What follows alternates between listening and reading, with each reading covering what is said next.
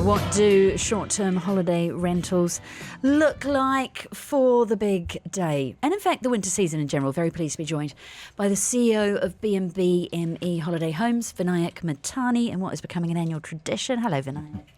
How are you doing? Good to see you again. Tell me, what does the winter overall look like?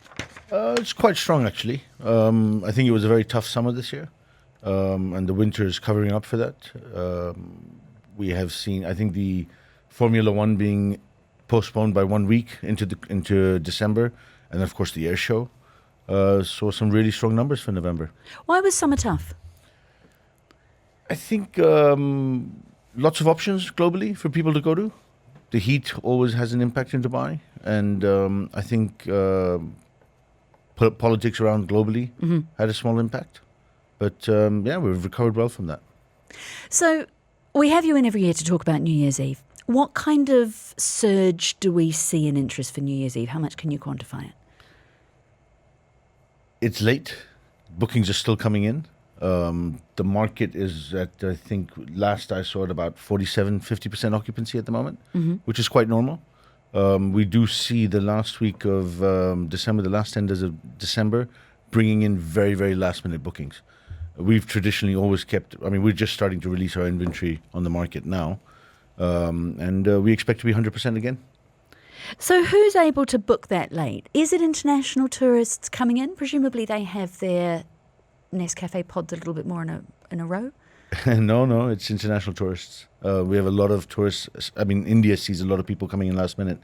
A lot of people from Germany coming in at the moment last minute this year. And the UK is always on the list. I think what happens is the weather gets very harsh in Europe, and then they just realize last minute they need to get out and get, well, hopefully some sun. Is it fireworks-wise? We always ask you about apartments around the Burj Khalifa. What's going to be the most expensive apartment you've got going this year? We haven't priced the most expensive one, but we have several penthouses or 4 bedrooms overlooking the Burj Khalifa. The new fountains are a big craze. Everybody wants to have a view of that. If I had to guess, I think we'd probably go above the $10,000 mark for 31st night again. That's our aim. We hope to have multiple of them this year rather than the previous years. Does having multiples bring the price down? Yes and no. Not for the 4 bedrooms, not for the unique ones, because there aren't that many on the market. For the 1 bedrooms, yes. The studios, yes. But we try to fill those up early now. Is it still all about the Burj Khalifa? We've got more fireworks than ever before, whether that's on the Palm. We've got both Burjes, other Emirates, Ras Al Khaimah going very big on the fireworks. Is it still about being in the centre of town for the, I was about to call it the Big Daddy, for the Burj Khalifa? 100%. The Burj Khalifa still has the biggest draw in the entire UAE. And I don't think that's going to change anytime soon, even with all the new developments coming up. It's like, that building is iconic. Talking about the new developments, let's talk about what's happening to stock at the moment. Where are we in the cycle between what landlords are doing with their stock and that cycle between short and long term? The market's growing. I've got some interesting stats here for you. Excellent. Christmas present.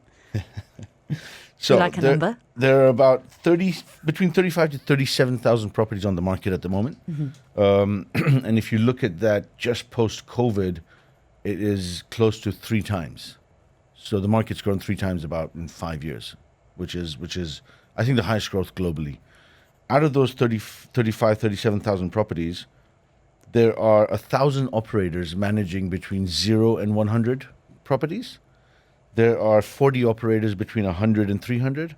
There are only 11 between 300 and 500. And there are only 3 now over 500 properties. Is that too many operators? That is a lot of operators. And that's slightly what's impacting the pricing in the market and the availability. Are we seeing, with the new stock that's starting to be delivered, more of that ending up in the short-term pool? I think so, yes. Because what's happening, recent buildings that have launched is the investors who want to flip aren't able to because everybody wants to flip. There's so much demand, so much inventory coming on at one go in one area that people aren't renting them either. So a lot of investors are taking the approach of, let's put it on short term for 6 months, 8 months, a year, see how it goes, and then try to sell it. So a lot of inventory is coming on, yeah. Does that drive the price down overall?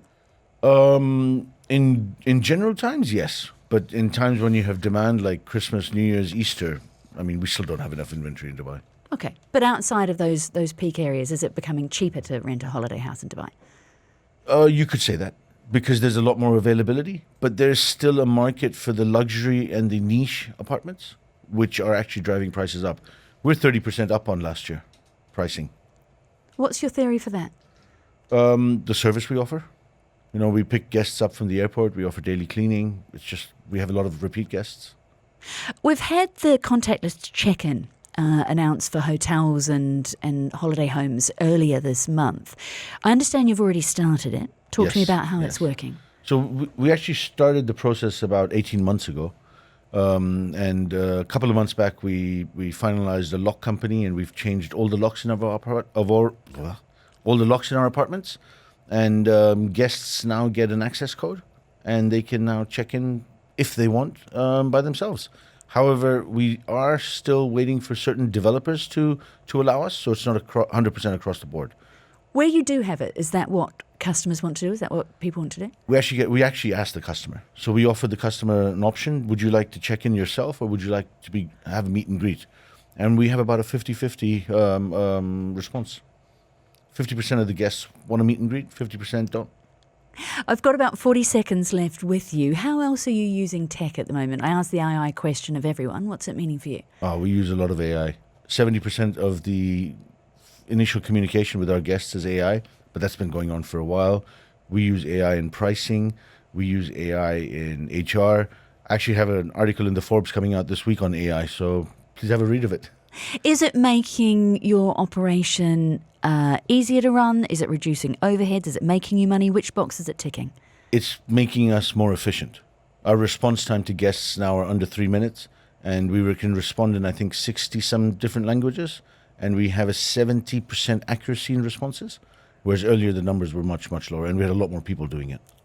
Vinayak Mahtani, we have to leave it there, unfortunately. Our annual New Year's check-in, as much of a tradition as Auld Lang Syne, the CEO of B&B Middle East Holiday Homes. Thank you very much for your time this morning. Thank you very much.